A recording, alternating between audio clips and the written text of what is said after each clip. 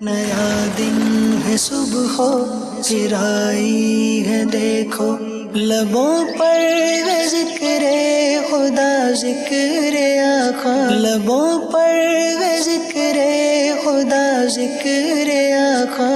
الحمدللہ رب العالمین والصلاة والسلام علی سید الانبیاء والمرسلین، اما بعد فاعوذ باللہ من الشیطان الرجیم، بسم اللہ الرحمن الرحیم۔ الصلاة والسلام علیک یا رسول اللہ وعلی آلک واصحابک یا حبیب اللہ، الصلاة والسلام علیک یا نبی اللہ وعلی آلک واصحابک یا نور اللہ۔ FGN چینل کا بہت ہی پیارا آپ کا اپنا پسندیدہ پروگرام ایک نئی صبح پھر سے لے کر حاضر ہوئے ہیں۔ امید کرتے ہیں کہ آپ خوش ہوں گے، امید ہے آپ بخیر و عافیت ہوں گے، اللہ آپ کو خوش رکھے، بخیر و عافیت رکھے۔ ناظرین، انشاءاللہ الرحمن بہت ساری باتیں کریں گے آپ سے۔ آئیے سب سے پہلے درود پاک کی ایک فضیلت میں آپ کو حضرت سیدنا فاروق اعظم رضی اللہ عنہ جو اسلام کے دوسرے خلیفہ ہیں ان کی زبانی سناتا ہوں۔ آپ فرماتے ہیں، ان الدعاء موقوف بین السماء والارض لا يصعد منه شيء حتى تصلي على نبيك۔ سبحان اللہ۔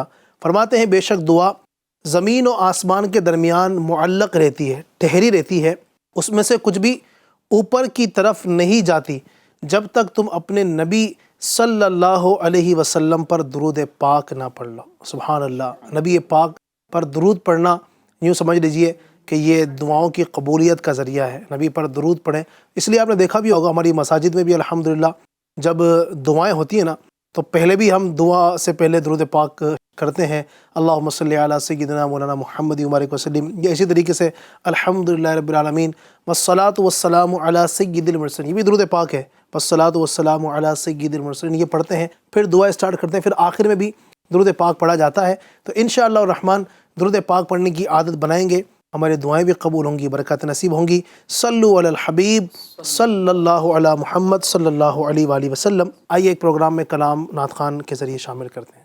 صلی اللہ علیہ یا رسول اللہ وسلم علیک یا حبیب اللہ۔ مزداباد عاصیوں شافع شہ ابرار ہے، مزداباد عاصیوں شافع شہ ابرار ہے، تہنیت مجرموں ذات خدا غفار ہے،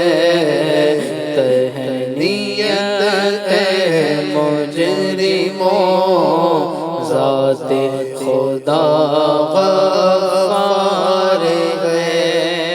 چاند شک ہو پیڑ بولے جانور سجدے کرے، چاند شک ہو پیڑ بولے جانور سجدے کرے، بارک اللہ مرجع عالم یہی سرکار ہے، بارک اللہ مرجع عالم یہی سرکار ہے، مزداباد عاصیوں شافع شہ ابرار ہیں، جن کو سوئے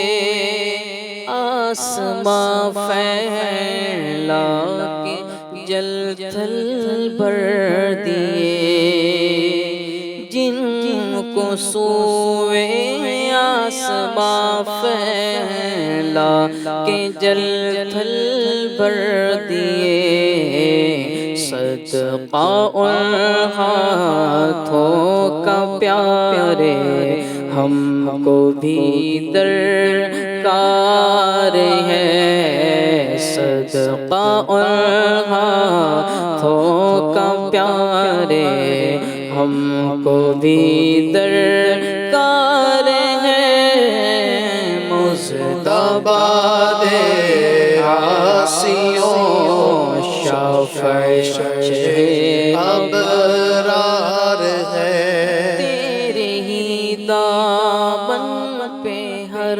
عاصی کی پڑتی ہے نظر، تیرے ہی دامن پہ ہر عاصی کی پڑتی ہے نظر، ایک جانب خطا پر دو جہاں کا بار ہے، ایک جانب خطا پر دو جہاں کا بار ہے مصطفیٰ عاصیوں شفیع شہ ابرار ہے، گونج گونج اٹھے ہیں نغمات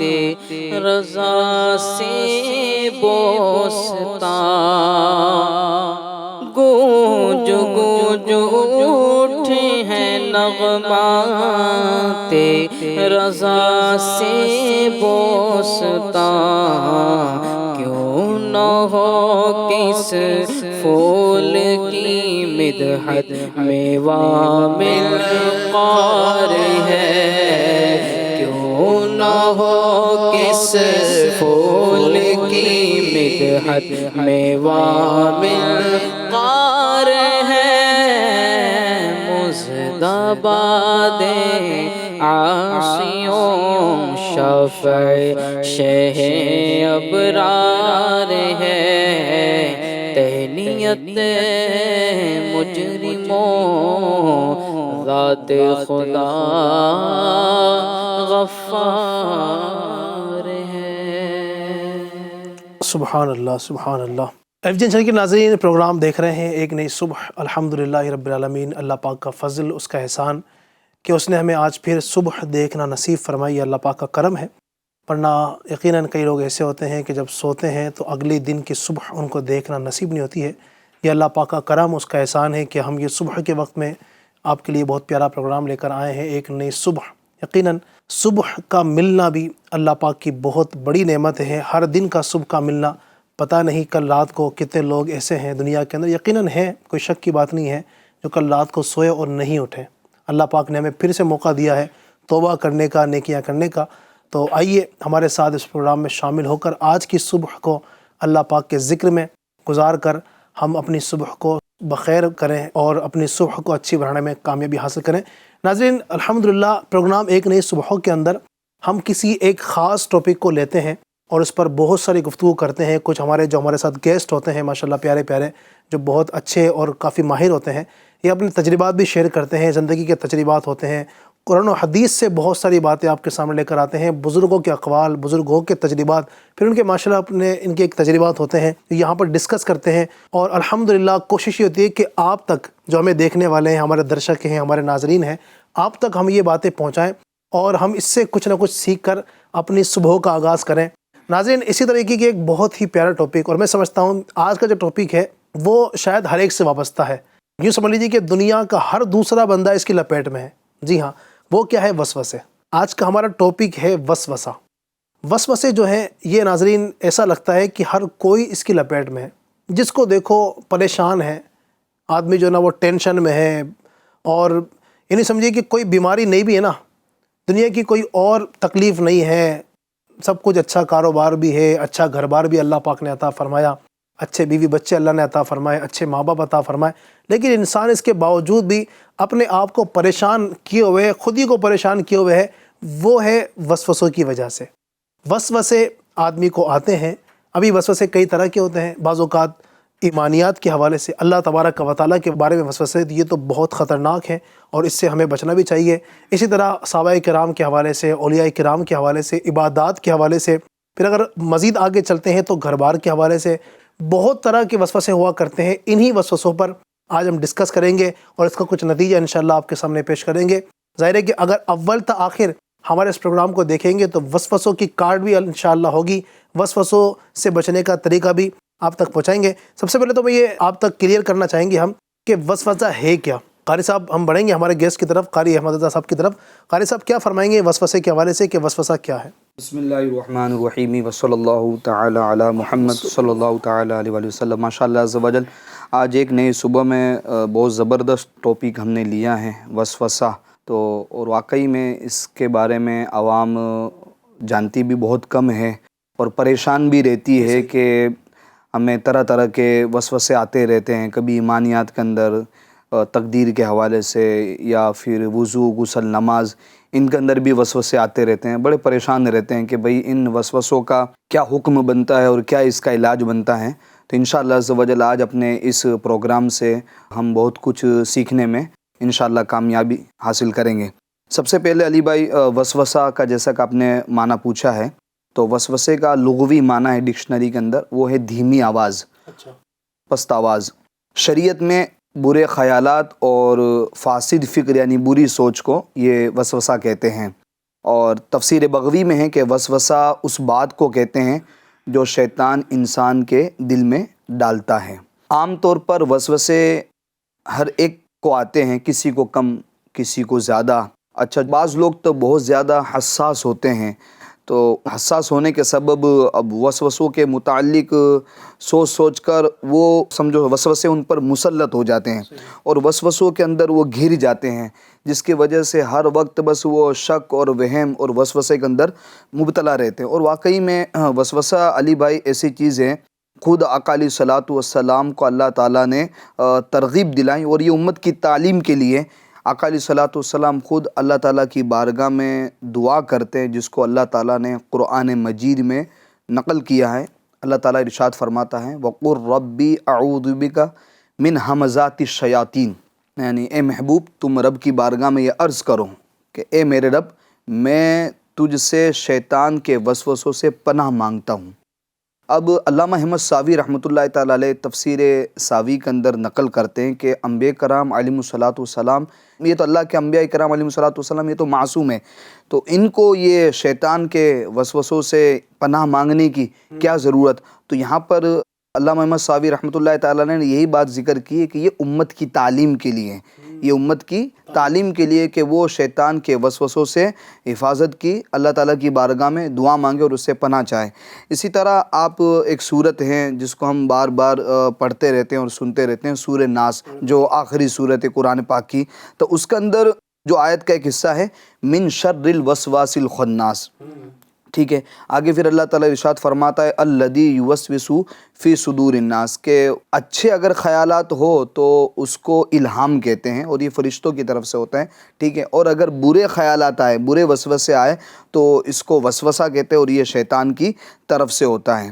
تو اگر بندے کو وسوسے آتے ہیں تو بچنے کا علاج یہ ہے کہ بندہ اعوذ باللہ من الشیطان الرجیم پڑھے، لا حول ولا قوت الا باللہ العلی العظیم، اس کی کثرت کریں تو انشاءاللہ عز و جل وسوسوں سے حفاظت رہے۔ وسوسے کے حوالے سے ماشاءاللہ جو آپ نے ایک بات ارشاد فرمائی بہت زبردست، اور یہ سمجھ میں آیا کہ وسوسے یعنی جو دل کے اندر جو برے خیالات آتے ہیں انسان کے، وہ ہوتے ہیں۔ اب یہ خیالات مختلف طرح کے ناظرین ہوتے ہیں، ایمانیات کے حوالے سے بھی ہوتے ہیں، عبادتوں کے حوالے سے بھی ہوتے ہیں، گھر والوں کے حوالے سے بھی یہ وسوسے ہوا کرتے ہیں، اور پڑوسی کے حوالے سے بعض اوقات وسوسے آ جاتے ہیں۔ بہت طرح کے یہ وسوسے ہوا کرتے ہیں، کسی نے کچھ کروا دیا، یہ بھی ایک وسوسوں میں آتا ہے۔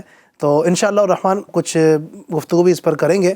سب سے پہلے میں چاہوں گا کہ ایمانیات کے حوالے سے جو وسوسے آتے ہیں، وقار بھائی کی طرف بڑھوں گا۔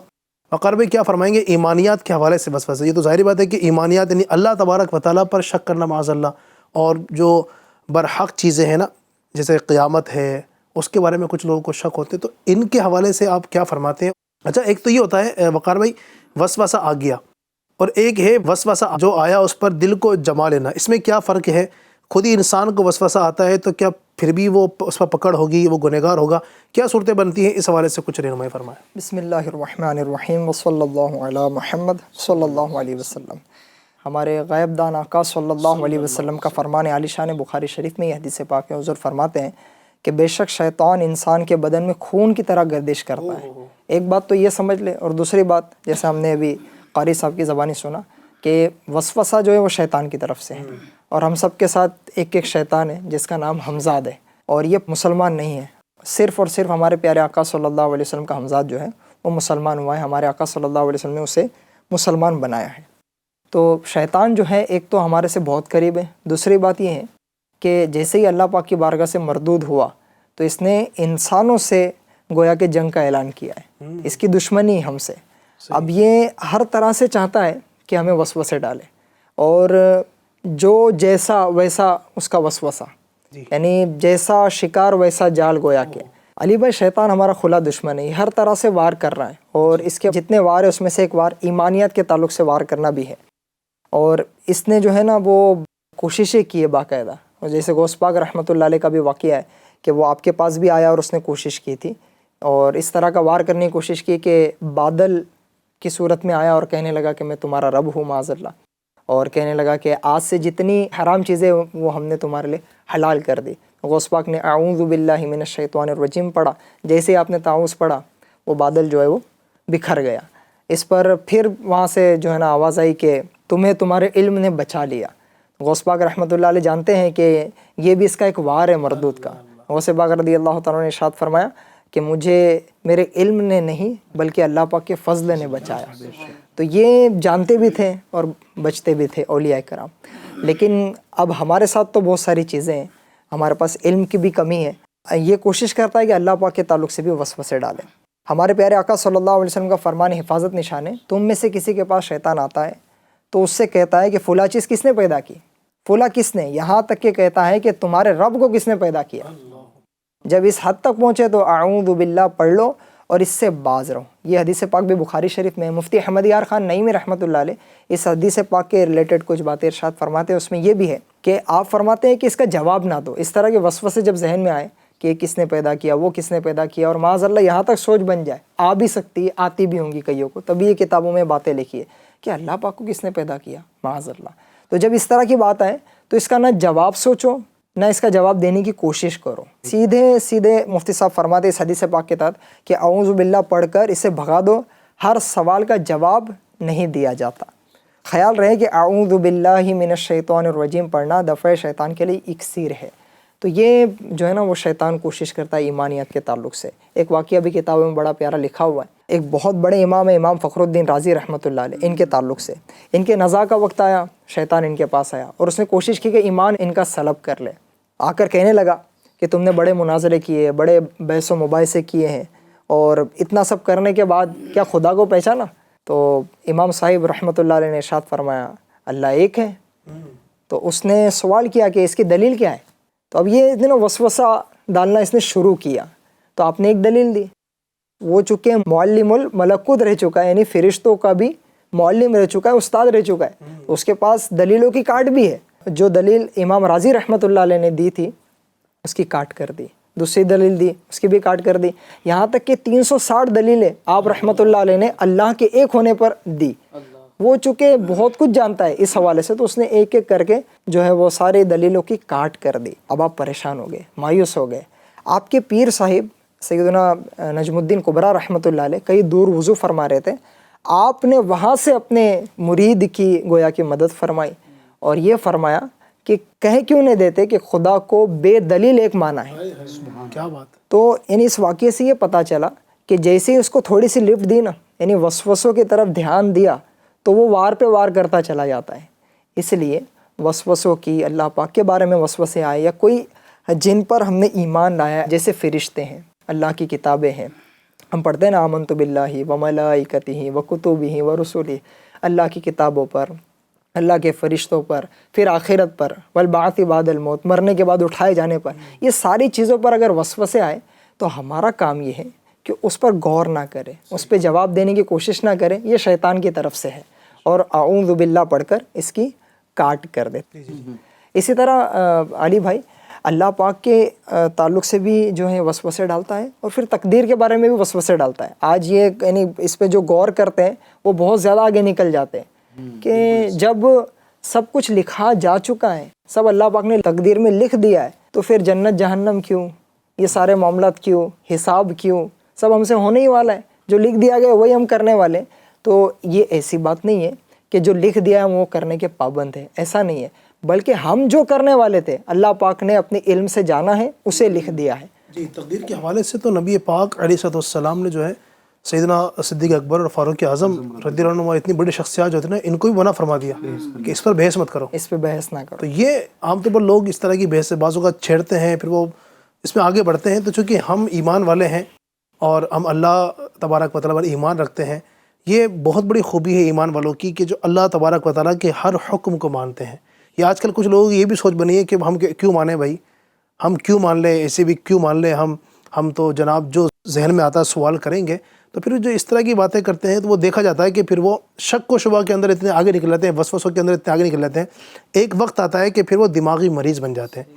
ٹھیک ہے، تو الحمدللہ ہم مسلمان ہیں اور ہمارے لیے اللہ اور اس کے رسول کا حکم جو ہے وہ حرف آخر ہے۔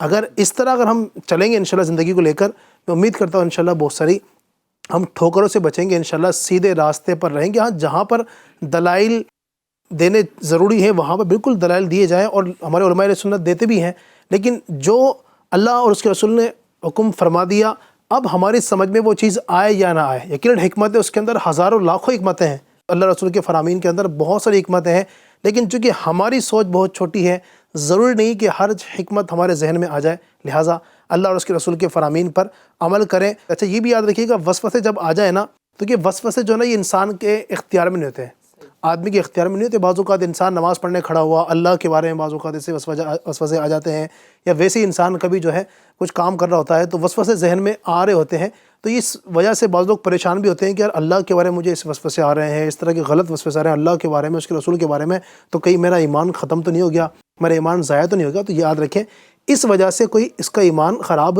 نہیں ہوتا ہے جب خود ہی وسوسے آ رہے ہیں۔ ہاں، وسوسے آنے کے بعد اس پر جما لینا اور ان وسوسوں پر ایمان لے کر آ جانا کہ جو وسوسے ایمان سے باہر ہیں، تو پھر اس کے احکام الگ ہوتے ہیں۔ اس طرح کی ایمانیات کے تعلق سے وسوسے صحابہ اکرام کو بھی آتے تھے، یعنی پیارے آقا صلی اللہ علیہ وسلم کی صحبت انہوں نے پائی ہے، اس کے باوجود بھی اس طرح کے ان کو وسوسے آئے۔ مسلم شریف میں کہ کچھ صحابہ اکرام مدینے کے تاجدار، بے کسوں کے مددگار صلی اللہ علیہ وسلم کے دربار گوہربار میں حاضر ہو کر عرض گزار ہوئے، ہم اپنے دلوں میں ایسے خیالات وسوسے محسوس کرتے ہیں کہ انہیں بیان کرنا بہت برا معلوم ہوتا ہے۔ اللہ پاک کے آخری نبی صلی اللہ علیہ وسلم نے ارشاد فرمایا، کیا تم نے یہ بات پائی ہے؟ عرض کیا جی ہاں۔ فرمایا یہ کھلا ایمان ہے۔ سبحان اللہ۔ بالکل ایسا ہی جیسا کہ وقار بھائی بتا رہے ہیں کہ ایمانیات کے بارے میں وسوسے آنا یہ تو سمجھو کمال ایمان کی علامت ہے۔ اس کو یوں آپ ایک مثال کے ذریعے سمجھے کہ بھائی چور ڈاکو وہیں جاتے ہیں جہاں دولت کی ریل پیل ہوتی ہیں، ٹھیک ہے؟ تو جہاں ایمان جتنا زیادہ مضبوط ہوگا، شیطان اسی قدر یعنی کہ سمجھو انسان کو تنگ کرے گا اور وسوسے ڈالے گا۔ تو کسی مسلمان کو اگر وسوسے ایمانیت کے حوالے سے آتے ہیں تو اور وہ اس کو برا بھی سمجھتا ہے اور اعوذ باللہ پڑھ لیتا ہے، لا حول شریف پڑھ لیتا ہے اور فوراً اس سے وہ توبہ بھی کر لیتا ہے، تو اس کو پریشان نہیں ہونا چاہیے، اللہ تعالیٰ کی وہ سمجھو پناہ طلب کرتے رہنے چاہیے۔ اور در حقیقت دیکھا جائے تو یہ قوت ایمانی یعنی کہ یہ کہ لوگوں کو میں نے بذات خود یہ دیکھا ہے، میں نے لوگ بعض اوقات ملتے ہیں اس طرح کی باتیں سوال کرتے ہیں کہ حضرت وسوسے بہت آتے ہیں، ان کو ایسا لگتا ہے کہ ہمارا ایمان تو ضائع نہیں ہوگا، ایمان تو ضائع نہیں ہوگا، صحیح ہے۔ ہاں، اس طرح کی باتیں کرتے ہیں۔ نہیں، بعض اوقات میسج آتے ہیں واٹس ایپ پر کہ حضرت اس طرح مسئلے آتے ہیں کہ مجھے توبہ کرنی پڑے گی، دوبارہ مجھے مطلب ایسا کرنا پڑے گا، کیا کرنا پڑے گا، مجھے بتائیں، میرا نکاح تو نہیں ٹوٹ گیا، اس طرح کی باتیں کرتے ہیں۔ تو ایسے لوگ گھبرانا نہیں چاہیے، یہ مضبوط ایمان کی علامت ہے الحمدللہ۔ ہاں، بس یہ کہ ان جو وسوسے آ رہے ہیں نا ان پر دل نہ جمائیں، توجہ نہ دیں، اعوذ باللہ پڑھتے رہیں، لا حول شریف پڑھتے رہیں، انشاءاللہ تبارک و تعالیٰ یہ وسوسے دور ہوں گے۔ ایمانیت کے حوالے سے ہم نے بات کی، مزید بھی کن کن چیزوں کے اندر وسوسے آتے ہیں چونکہ ناظرین ہمیں دیکھ رہے ہیں، دیکھنے والوں کی تعداد وہ ہے، وضو کرتے ہیں، اچھا وضو کیا، چہرے پر پانی ڈال لیا، 3 بار دھو لیا، اس کے باوجود بھی یار کہیں سوکھا تو نہیں رہ گیا، کہیں سوکھا تو نہیں رہ گیا، کہیں بال تو نہیں سوکھ گیا ہے، داڑھی کے بال تو نہیں سوکھ گئے، آنکھوں پر پانی نہیں پہنچا۔ ایک بار وضو کے اندر اتنا پانی صرف کر دیتے ہیں، اتنے وسوسے وہ غسل کر رہے ہیں تو غسل کے اندر ایسا لگتا ہے اتنی بار اب جو جسم پر پانی ڈالتے ہیں، اتنی بار ڈالتے ہیں کہ مطلب اچھا خاصا جو نا کپڑے دھل جائیں، 10 جوڑی کپڑے دھل جائیں، اتنا پانی ڈالتے ہیں۔ نماز میں کھڑے ہوتے ہیں، اب نماز میں کھڑے ہوں گے، اچھا پھر بعض اوقات قطرہ ٹپک گیا، نہیں ٹپکا، اس کی وجہ سے بار ری خارج ہو گئی، بہت پریشان ہوتے ہیں۔ اس وجہ سے نہیں، ایک بڑی تعداد ہے بہت یقین مانی اتنے پریشان ہیں ہم سوچ نہیں سکتے، ان کی نیندیں اڑ گئی بیچاروں کی.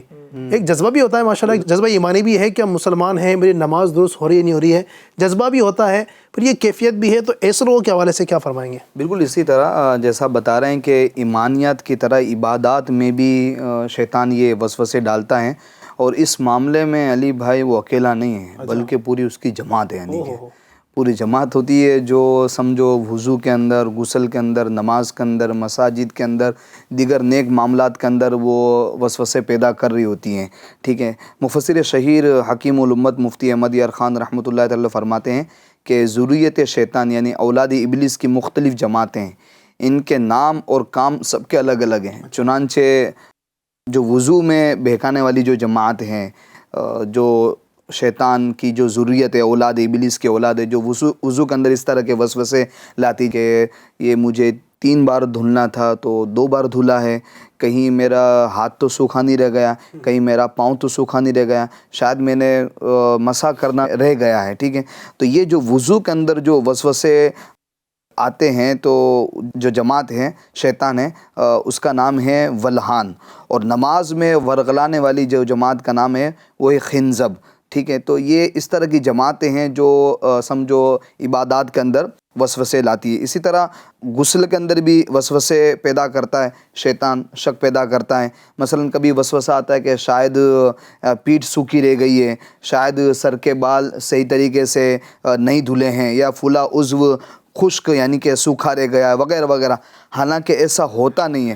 اگر آپ اس حصے کو دھل چکے ہیں تو پھر اب شک کرنے کا کوئی مطلب نہیں ہے. جب آپ کو پتہ ہے کہ میں کلی کر چکا ہوں تو پھر آپ کے ذہن میں یہ وسوسہ آ رہا ہے کہ میں نے کلی کی کہ نہیں کی. جب آپ ناک میں پانی ڈال چکے ہیں تو پھر وسوسہ آ رہا ہے کہ میں نے ناک میں پانی ڈالا کہ نہیں. تو اب ان وسوسوں کی طرف توجہ نہ دیں. اچھا، اس کی ایک حکمت علماء نے یہ بات بتائی ہے کہ اگر آپ کو وسوسے آتے ہیں غسل کے معاملے میں تو آقا علیہ الصلوۃ والسلام کا فرمان ہے کہ کوئی غسل خانے میں ہرگز پیشاب نہ کریں، کیونکہ غسل خانے میں پیشاب کرنے سے پھر انسان کو یہ وسوسے آتے ہیں. ٹھیک ہے. ہاں اگر وہ پکی جگہ ہے اور ڈھلانگ بنی ہوئی ہے اور سمجھو جو نجاست ہے، جو پیشاب وغیرہ ہے وہ رکتا نہیں ہے، ٹھیک ہے، چلا جاتا ہے اور اس پر آپ پانی ڈھول دیتے ہیں تو پھر کوئی کرنے میں حرج نہیں ہے، مگر پھر بھی اس سے ہمیں بچنا چاہیے.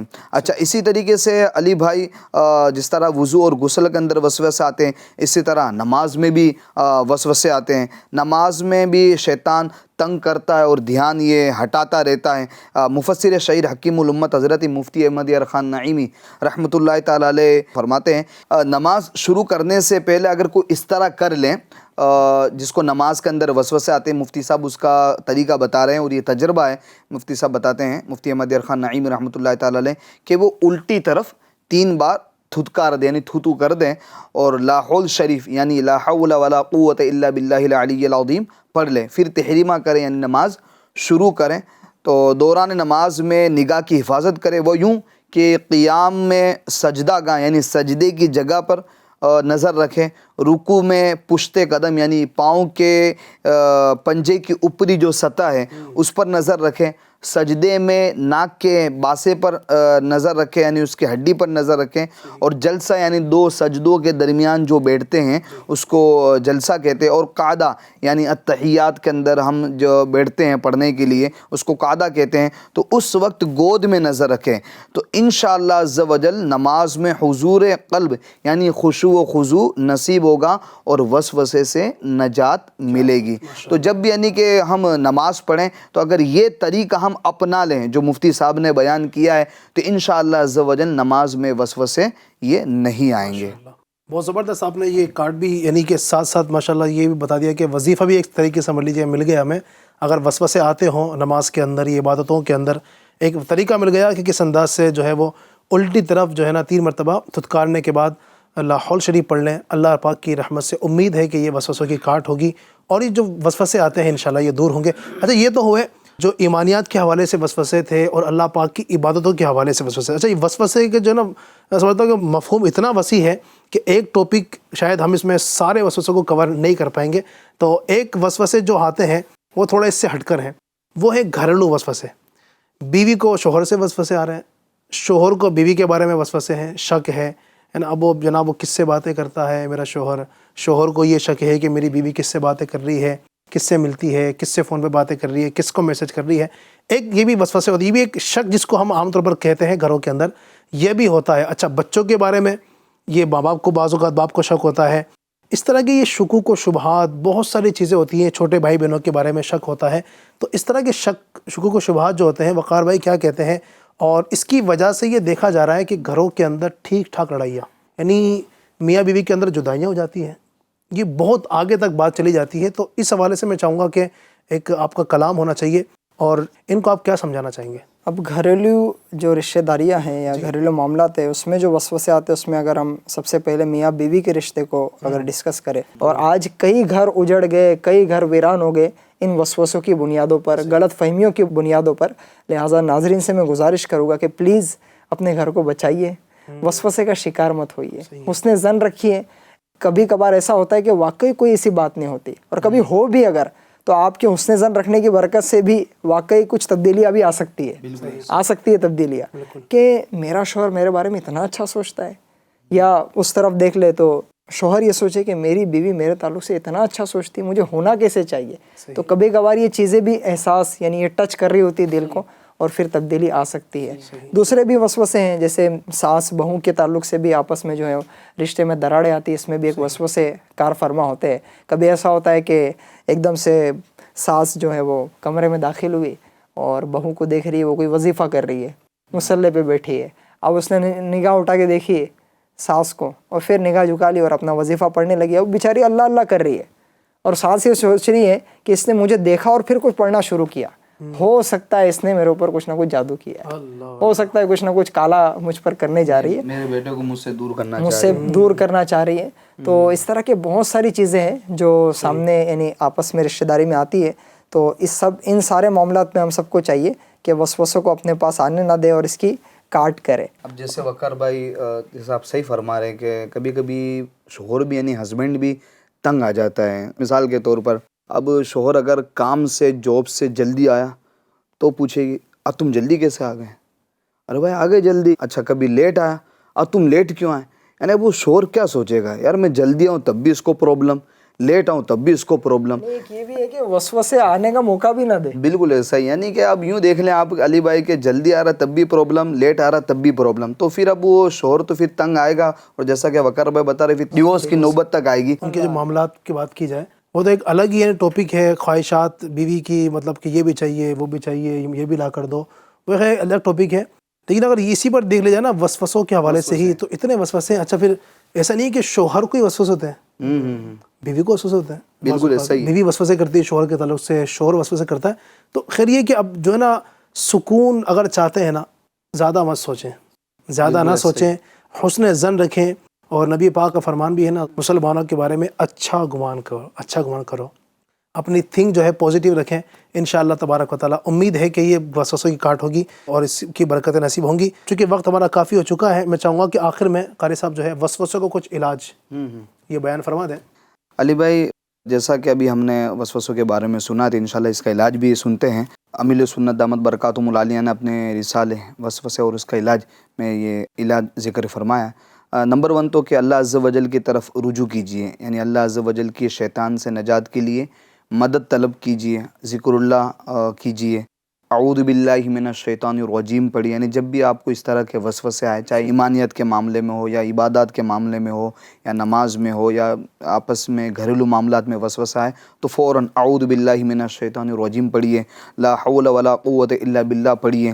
سورۃ الناس قل اعوذ برب الناس جو قرآن پاک کی آخری صورت ہے اس کی تلاوت کیجیے. آمنت باللہ ورسولی کہیے, ٹھیک ہے. اسی طریقے سے مفتی احمد یار خان رحمۃ اللہ تعالی فرماتے ہیں, صوفیہ کرام فرماتے ہیں کہ جو کوئی صبح شام 21 بار لا حول شریف پانی پر دم کر کے پی لیا کریں تو انشاءاللہ عز و جل وسوسے شیطانی سے بہت حد تک امن میں رہے گا. تو انشاءاللہ عز و جل اگر یہ علاج ہم اپنائیں گے تو کافی حد تک ہم شیطان کے وسوسوں سے امن میں رہیں گے.